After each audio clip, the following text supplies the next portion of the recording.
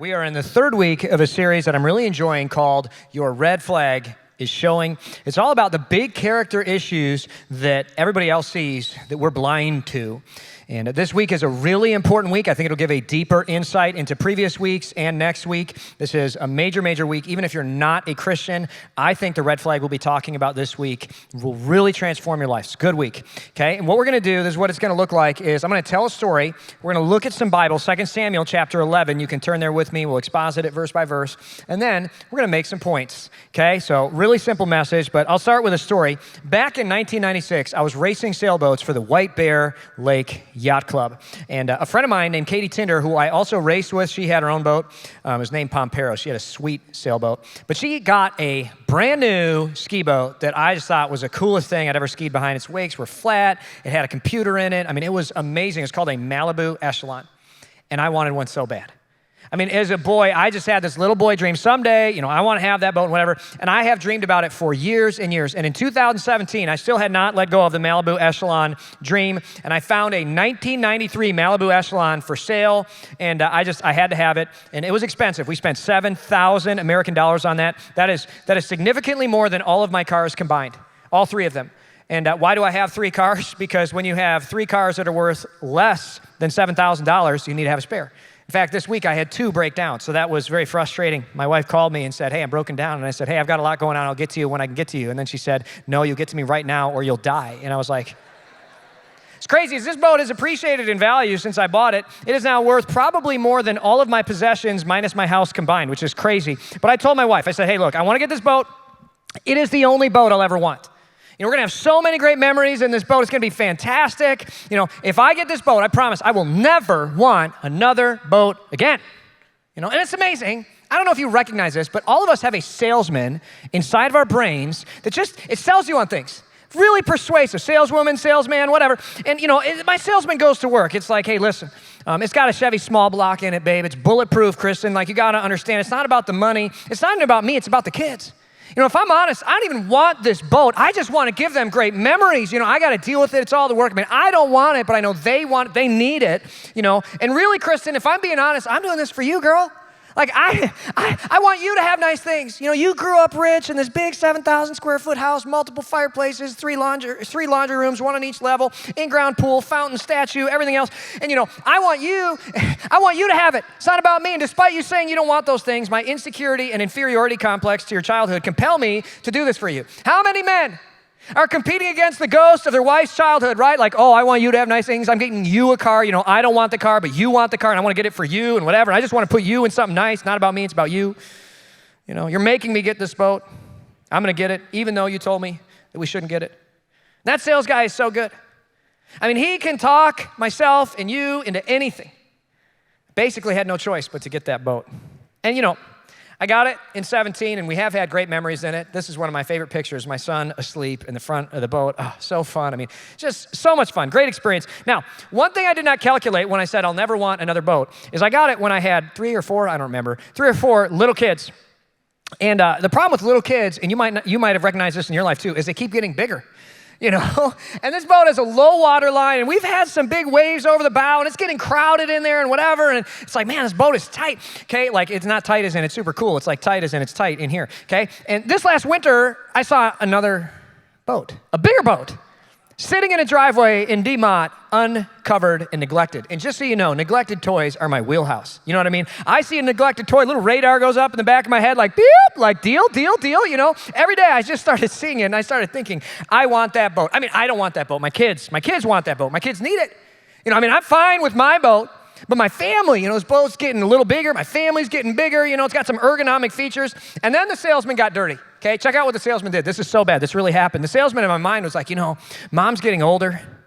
And it'd be really nice. It'd be easier for her to get into. Forget the fact that she's Japanese and can't swim, hates getting wet, never liked boating in the first place. Here's this. The only time you see a Japanese person on the water, they've got one of those orange life vests on, a camera, and a peace sign out. They can't. What are we doing, right? Mom doesn't. If I don't get that boat, I'm pretty much slapping my mom across the face. How many more summers? How many more summers do we have with her now that she's getting older? It's not about me. It's about my mom. My mom needs me to get this boat. She works so hard. She deserves the boat. Furthermore, the salesman went here too. Boats have gained value. Boats in the last couple of years have done better than the stock market. I mean, boats are a good investment, really. This is how I save for retirement. Honey, this is what we're doing. I'm contributing to my IRA through boats. Basically, we can't afford not to get it. Every day, I drop my kids off, and I'd see the boat twice on my road, twice. And I just kept visualizing, I just knock on their door, and the salesman in my mind is just going nuts. And he's so good. I mean, the salesman in your mind has no scruples.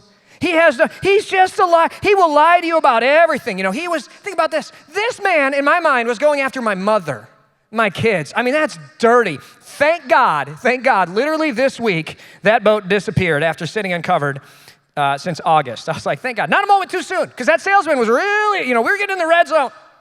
The red flag. The red flag I want to talk about this week is the red flag of self-deception. This red flag is the worst. And everybody's affected by this flag. Doesn't matter if you're a Christian, if you're not a Christian, if you're Muslim, if you're Jewish, you are affected by the red flag of self-deception. And God has so much to say about this. The red flag of self-deception, oh man, it's that voice inside your head. And the key to this flag is it pushes you to make choices without being wise about the choices. How many people do you know that just deceive themselves all the time? I mean, you talk to them and they've got this cockamamie weird logic that just convinces them to do the craziest things. You see them and they're like in financial trouble and they show up in a new truck.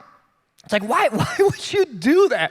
And they're like, well, really, I was getting nickel and dimed and the other one, it was paid for. I was getting nickel and dimed and this one's got a warranty. See, this one's got a warranty. So I dropped 70 grand on this and whatever. It's like, what? You see somebody on social media, they're like, well, I see through the smoke and mirrors and, I have to take action. I got to let everybody know. And it's like, how did you wear it? Really? You think that's a hoax? And they end up with this, or with their kids, I just got good kids. And it's like, I'm pretty sure your kids are all possessed by demons. You know what I mean? Like, really? Good kids? It's like, yeah, they just self-deception with an X, it was all their fault. See, it wasn't my fault, it was their fault. It's like, no, I'm pretty sure, you were terrible. You know what I mean? It's like, I don't know. And what self-deception does, and this is so big, and this is worth writing down, and this is really probably the most important thought of the day. This is a big deal. What self-deception does is it hides your selfish motives behind a veil of moral good. Oh, and this is what we do. Oh man, self-deception, it's not an outright lie, it just twists the truth as all good deception does. What did I do with the boat? I hid my selfish motives behind the veil of moral good with my mother. Oh, man. How many people, I have to remodel the house. I don't really want to, but it's about my kids for the graduation open house. They're moving out, and I don't want these new counters, and I don't want this new flooring that's gray, and I don't want this new white trim, and I don't want this new in-ground pool, but we have to do it. We just have to because the kids, it's for the kids. I have to cheat on my taxes. It's not about me. You don't understand. I want to give more. It's moral good. I want to give more, see, Pastor, and that's why I'm going to do it. And we just justify our selfish desires with a moral good. Oh, we have to, and I hear this all the time as a pastor, like hundreds and hundreds. We have to move in together. Financially, it's the only way. I know we're not married, but whatever, and I've been good in so many ways. God will make an exception for me. If I tell them the truth, it's going to hurt their feelings. Forget the fact that I don't want to tell them the truth. It's going to hurt their feelings. So really, it's for them. It's not about me. Can't go back and apologize. They're too mad at me, and whatever. And it's really about them. It's not about me. Or the worst one, and this is the most insidious one. This one I just see all the time is the victim mentality. Oh, Pastor, you don't understand. I can't because my mom, my dad, my ex, my teachers, the Democrats, the Republicans, the president, really the president, my brother, my friend, the government, my boss, my kids, the weather. It's the weather's fault. It's not my fault. My dad and the weather conspired to ruin my wedding day.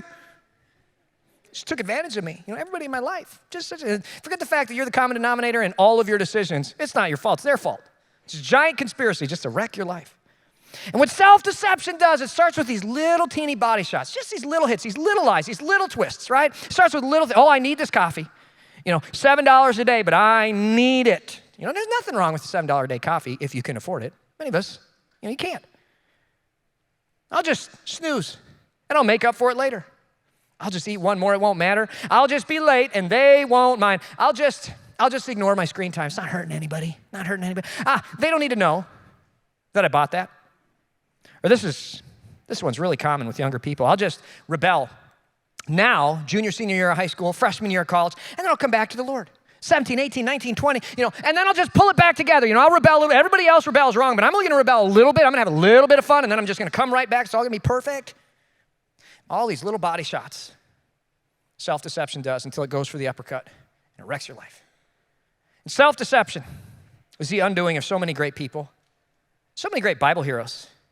Perhaps my favorite story of self-deception in the Bible, and Jesus is a nut about teaching about this all the time. He's on it. But my favorite is the story of King David. King David is this great, amazing kid, amazing king, a man after God's own heart, and he has an inner salesman that at one point in his life totally deceives him. In 2 Samuel 11 and verse 1, it says, in the springtime of that year, when kings normally go out to war, the king's biggest responsibility is being commander-in-chief of the armed forces. That's what the king is supposed to do. It's a big job, right? When kings normally go out to war, David sent Joab, General Joab, and the Israelite army to fight the Ammonites. They destroyed the Ammonite army and laid siege to the city of Rabbah. However, David stayed behind in Jerusalem. You know, it doesn't tell us what his inner salesman did, but you know it was a big sales job. I mean, David is supposed, this is his job. It's your job. And he sits there, and what does he do? He phones it in. Texts Joab, hey, I'm going to work from home today. You know, I'm going to work from home. That's what I'm going to do. I'm going to work from home. You know, that's what I got to do. You know, I'm going to watch YouTube. Work from home. You know, I'm important. It's interesting because just a little lie leads to bigger compromises. It always works that way. I mean, this is how the salesman of deception just reels us in. And check out this next line. This is good. This is insightful. Verse 2, it says, late one afternoon, after his midday rest, David got out of bed. What is he, 3? He's napping must be nice, right? And come on, midday rest. It's such a great insight. You know, this is so many. I'm working from home, napping. You know, I need to because I'm going to avoid burnout. You know, I don't want to work too hard. I don't want to overwork myself, you know, whatever. Gets out of bed.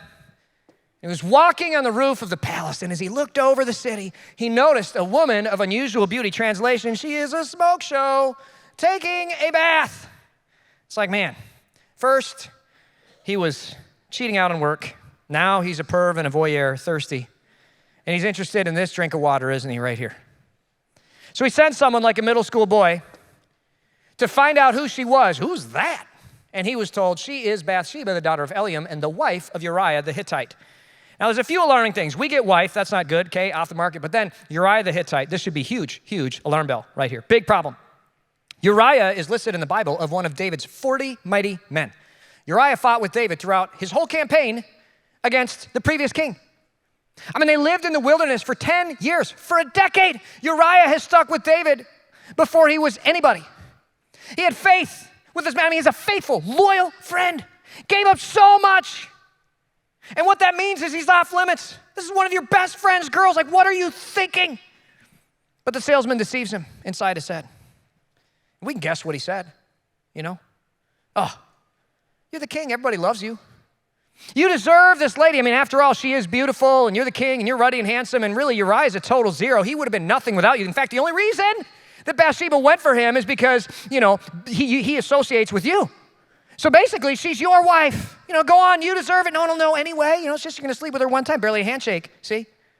So he sleeps with her, seduces her, sleeps with her, and she gets pregnant. Uh-oh.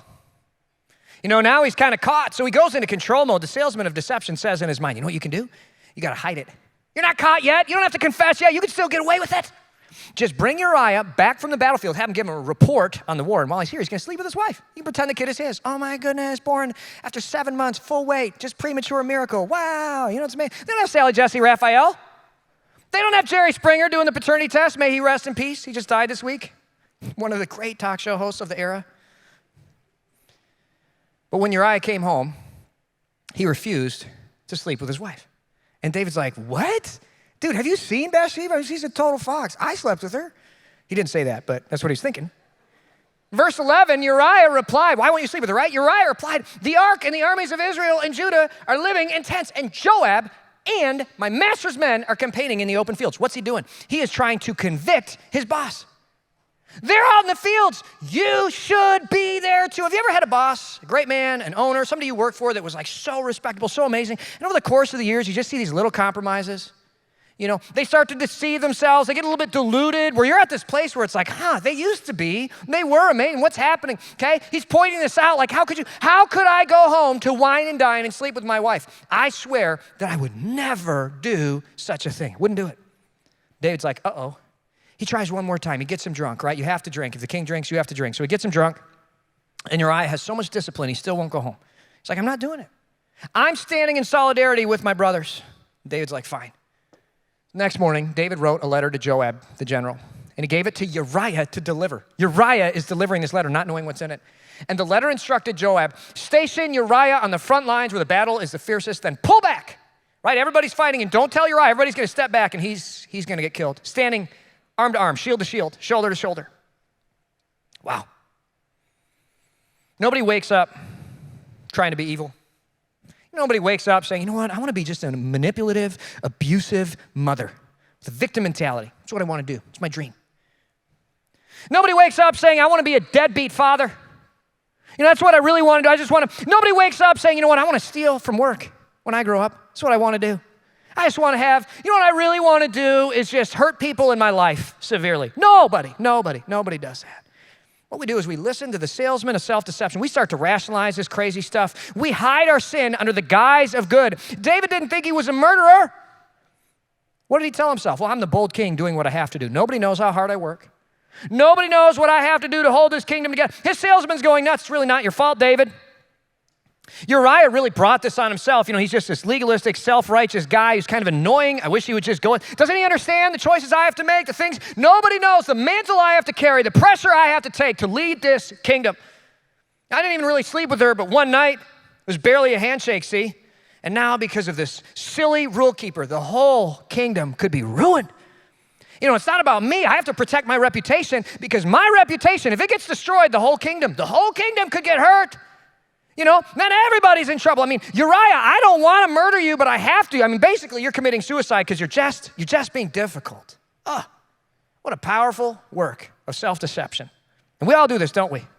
Oh, Pastor, you don't understand. I had to lie. I had to say the mean thing to stop him. You don't understand. I mean, I would have gotten cut in half. She would have taken half of everything, and that's not even fair. I mean, I was the one who earned it. Needed to take a break. I was burning out. You know, I needed to lie to my boss. I mean, I had to. I need to get angry because they were abusing me. They were. That's what they were doing. She was abusive emotionally, and it was terrible. I needed to throw the pity party. You don't understand. I needed to throw the pity party. I needed to run away because they are so mean. They're mean. Self-deception. This is a big deal. It's a big deal. Self-deception hides your selfish motives behind a veil of moral good. It's what we do. It's the MO. How many of us do this? And how many of us, we know people, and you can look in your life, and I mean, you see it, and you know what's funny is you see it in all of them. It's easy to miss in you. If you're not seeing it in yourself right now, you're missing something. So David sent Uriah back carrying his own death warrant. Uriah unknowingly hands his death warrant to Joab, and Joab carries it out. And Uriah is killed in battle. A brother who fought by David for 10 years, through thick and thin, falls in battle. And this is David's response.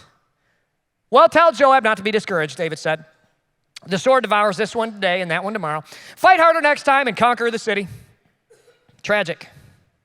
Tragic. You know, the salesman of this self-deception, what it really does when it reaches its terminal phase, the final phase in your life, is it blinds you from what good and evil is. I mean, self-deception, have you ever met somebody, they cannot tell the difference between good and evil. They call evil good and good evil. And we see this in America today. We see so many people, they call mutilating a child good and affirming care. It's crazy. It's craziness. And right now, David's self-deception says, you did it, David. You protected the kingdom. You protected Bathsheba from being ridiculed. Good job. All is well. I mean, you did the hard choice that no one else was willing to make. And you know what's crazy? David's sin would come to light, as all sin does, in this life or the next. That's what happens. You know, when respected people do this, it's amazing how they can have an incredible legacy. But this is the thing that people remember. You know, one of the great presidents of our era, Bill Clinton, we remember one thing. One thing. We all know it. I mean, here's this guy, did all this stuff, you know. We had a federal spending surplus. I mean, all these great things. We don't remember that. We remember the one thing he did. I did not have sexual relations with that woman, Miss Lewinsky. Elizabeth Warren, you know, here's this woman, she was doing great things, she stood up for things, and all of a sudden, you know, she lied to herself, deceived herself about her legacy as an Indian. Or Jim and Tammy Faye Baker. I mean, here are these ministers are doing this great stuff, they're building amazing things for the gospel, and you see what they did, and it's funny, I don't even need to really talk that much about what their whole legacy, gone. And David does this thing, and it's a national sensation. I mean, his reputation is ruined. Everybody knows, oh my goodness, wow, can you believe it? Like, Uriah died, he married her right away, and then she got pregnant, and oh my goodness, like the baby, wow. He permanently, and this is the big thing, he didn't just lose his public reputation, he permanently lost the respect of his adult children. And this is what you have to understand. If you deceive yourself, this is a big deal, and I want you to get this, and this really matters. The cost of self-deception, it's not just your life, okay? You will permanently lose the respect of those closest to you. This is what happens if you don't deal with it, if you don't own it, if you don't humble yourself, if you don't confess it, you will permanently lose the respect of those closest to you. David, as a direct result of his actions, his house will be marked by violence and strife. One of his daughters would be brutally raped. His son would start a civil war of succession against him. He would end up having to kill his own son, Absalom, as a direct result of his moral failure. And I want to be clear, this is an affair, but it's not just affairs that do this. It's anger. It's alcoholism. It's lying. It's laziness. It's a victim mentality. It's bitterness, unforgiveness. David, he can hide his sin from a lot of people. He can justify, you meet people and you tell them your story, your sob story, there's his side, her side, and the truth isn't there. And, David tells his story, and, oh, David, I feel so bad for you, and you got taken, nobody appreciated you, whatever his sob story is, right? But the people that really see through it is our family. Because when we deceive ourselves, those closest to us are not deceived. Do you remember when you woke up and you realized, some of you, that your parents were just deceiving themselves and trying to deceive you? They lied to you your whole life, and mom's a total villain and this and that, and you woke up and you're 13 years old, and all of a sudden you realize, like, what? Because what we do is we re-adjudicate the choices of our parents as adults. And we see it, they tell us this one-side story, and they're convinced, and they're deceived. But as kids grow up, as family hangs around you, you can deceive yourself pretty well. That sales guy is really good. But you know who knew the boat wasn't for me? My wife. Or you know who knew the boat was for me? My wife. She knew it wasn't for her. It's all because of that salesman. I want to ask you a question. What in your life have you lost because of the salesman of self-deception? It's so many things for a lot of us. A lot of us, it's finances. It's opportunity. It's a decade of life. For some of us, it's bigger things like a marriage or a relationship with family. For some of us, it's really big things. The biggest one I see today is joy in life traded for a victim mentality. Just blows my mind. We live in the most prosperous time in human history, in the most prosperous country in human history. We're in the top 1%. All of us as Americans are in the top 1% of income earners in the world. And we just sit here and we feel so sorry for ourselves because we deceive ourselves. How many of us are dealing with this? And the big question many of you are asking is, how do we defeat the salesman of self-deception? Like, all right, pastor, like, you got me, right? I need some hope here. Can you give me some hope? And I want you to know, in the words of Bob Hahn in her testimonial video, if you're not dead, then God's not done with you yet. This isn't the end of your story. And you can shut down the salesman of self-deception with 4 steps that I've written down. You can shut down the salesman of self-deception by being wise. Wise. It's an acronym. I know some of you are like, what is this, Alcoholics Anonymous? It's like, no. 4 steps. It's an acronym. I thought it'd be clever this week. We put it together, and I hope you'll like it. But 4 steps. 4 steps, stop the salesman. First one is you got to wait a minute. Wait a minute. Just wait a minute. David made a big mistake. He never stopped to think, right? He just did what was up next. He started off saying, I'm tired. I'm going to take a nap. I'm going to wake up. Look at that. I'm thirsty, and there's a drink of water right there. Now she's pregnant. Oh, no, damage control. Shoot, Uriah is being difficult. I'm just going to kill him. Right? He never stopped. There's just one thing after the other, and he let the situation dictate his decisions. I'd say a solid half of my worst choices would be stopped if I just wait a minute. For me, I've come to realize I need to wait 7 days. If I'm going to make a purchase over $500 that's non-bill related, I need to think, do I want to buy something in this category? And I can still jump on a deal, but I'm not going to jump into a whole new category of deals unless I think for 7 days, do I really want to make this purchase? And for me, that means that, I've let a few $100s of deals go, but guess what? I've stopped myself from making thousands of dollars of mistakes. I wonder how many arguments would be stopped if you just wait a minute. I wonder how many regrets would be erased if you just waited a minute.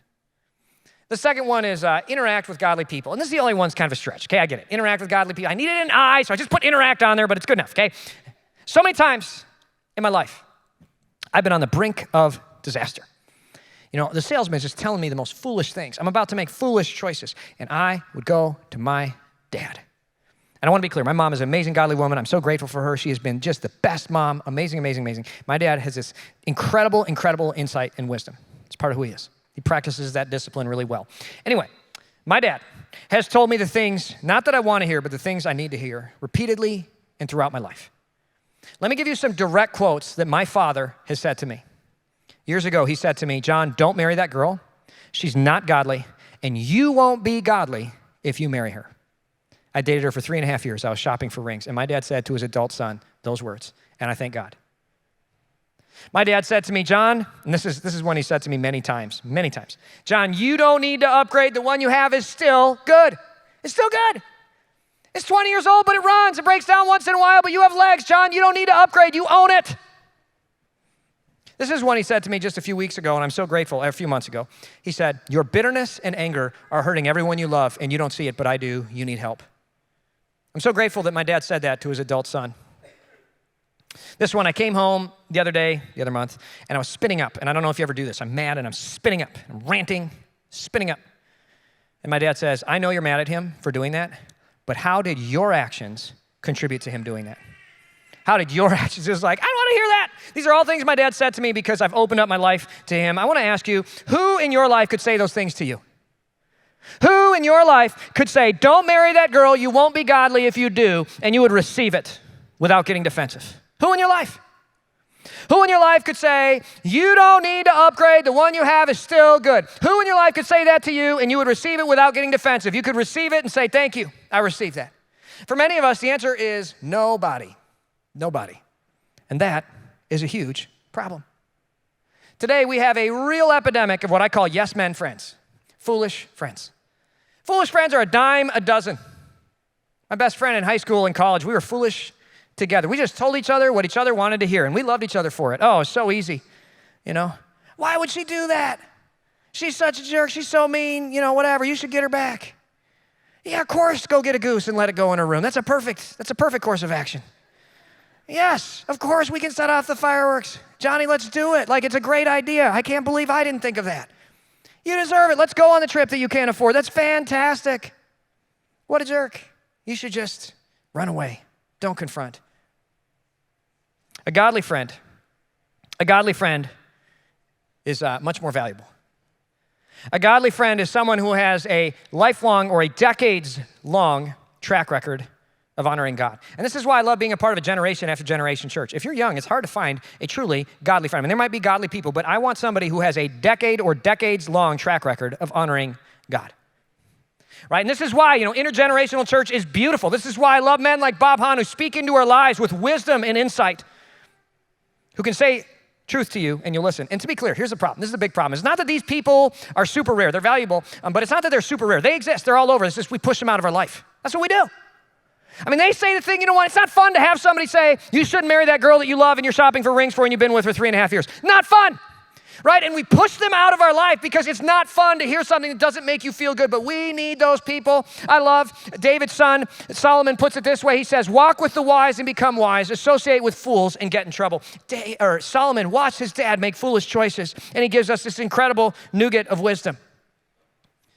And this is why I think life groups matter at the church. I know some of you look at me and you say, it must be nice to have parents like that.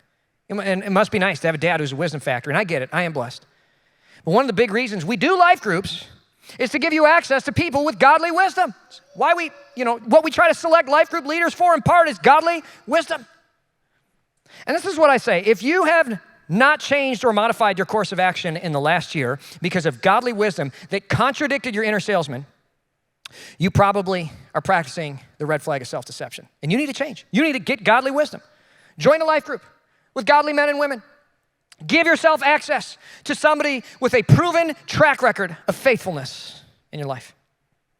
Number 3, seek God. Seek God. See, this one's good, this one's good, this one's good, that one's okay. Anyway, the E is good too. It's just the one, interact, I was hard. Anyway, seek God. The other day, I was agonizing about a choice I had to make for the church. It was difficult. I didn't know what to do. I was very scared, very nervous, very frustrated. I was anxious, and my wife was like, hey, Pastor John, have you sought God in the Bible? And I was like, that is a very good point. And I know the Bible. I've read the Bible, and I knew exactly where I needed to go. 1 and 2 Corinthians speaks directly to the issue I was dealing with. It's like, why did I not turn to Scripture sooner? The Bible's amazing. I mean, here's the most influential and positive book in human history that has caused human flourishing in every country that embraces it. I mean, you look at a world map, it's like, oh yeah, the Bible, human flourishing there. It's like amazing. And, no Bible, like no human flourishing. It's just the way it goes, right? And if you are a Christian, it's like the transcendent, timeless, totally inerrant, final authority for the world. It's totally sufficient in all things. It's like, why would we not turn to it? It's amazing. Some of you are like, well, I don't know the Bible. I want to know it. It's kind of intimidating. This is what I love, okay? Training wheels for the Bible is the YouVersion Bible app. YouVersion Bible. There's lots of Bible apps. This is the best one. Okay, it's published by a church I respect, has over 500 million downloads. It's a lot of downloads. I can't count that high with my shoes and socks on. It's a lot, okay? And it has all kinds of Bible plans that make it easy to read the Bible. Plans on unforgiveness, plans on dealing with lust, plans on finding reconciliation, plans on anger, plans on finances, all kinds of different Bible plans. Plans on doubt, plans on deconversion, plans on skepticism. And you read this and you deal with the red flag of self-deception when I have big choices to make. When I don't know what to do, I seek God in His Word and through prayer. It's amazing how it's like, man, I can be anxious, I can be concerned, even after I've sought godly or interacted with godly people, even after I've waited a minute. When I seek God, it's like, man, there's a real peace that I find. The fourth one is, this one's good, envision the story. And envision the story. If you do this one out of order, if you do this before you do, wait a minute, interact with godly people and seek God, you will not be able to accurately envision the future in the same way. What these first three do is they prepare you to see the future. So many people are like, man, I wish I could see the future. Listen, this process helps illuminate the future for you. You don't need to see a fortune teller. You just practice this godly wisdom process in your life. It's not that hard. You prepare your mind to do this, and you just envision. Once you wait a minute, interact with godly people, see God, you envision. What's going to happen if I do this? 5 years, 50 years, 100 years. What is the story that will be told about me? What will happen in my life if I do this? When you practice this process, it's amazing how it becomes so much more clear. This is such an important step, and I want to be clear. The WISE process is not a gift. It's not a skill. It's a discipline. My dad's not naturally wise. He's made some unwise choices in his life, but he has consistently, for all his life following Christ, since he converted from atheism to Christianity, practiced this process. And he has a strong wisdom muscle. You can become a wise person who is able to see what's going to happen before it happens. And you can make wise choices. But it is a discipline that you must apply to your life on the reg. I want to end with a story in my life about a time I did not practice the WISE process. April 14th of this year, I was going to the lake, and last fall, I bought a very used jet ski that I got in a deal on because it had been momentarily stored on the bottom of the lake for just a moment, which to me is no big deal, right? Neglected toys, not a big deal. All I have to do is pull the spark plugs out, run that starter motor, eject the water from the pistons, and change the oil a few times, and we're gonna go, right? No big deal. This jet ski had been sunken because the flush port cap had been omitted. No big deal. It's $1.99 from Amazon, right? And I can get that.